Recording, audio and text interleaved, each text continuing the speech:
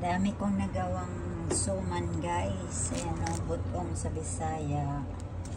Iba't ibang shape. May ganito din. Kasi pag may butas yung dahon, ginagawan ko ng paraan para lang magamit. Kasi mahal dito ng dahon ng saging. Ayan, laki o. Ayan. Kakainin namin to with chocolate paste. Sasawsaw namin sa chocolate na paste. Yung Hershey, yun. Pwede ding asukal, pero mas masarap yung chocolate. At saka, bumili ako ng condensed milk. Ayan, masarap to sa condensed milk. Ayan, ito na yung guys. Ito yun.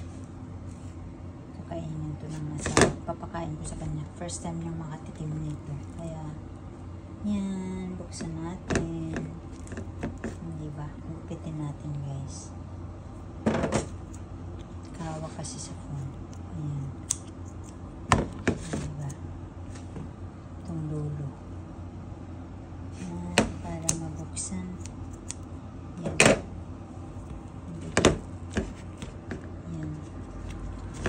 Kain na kami nito.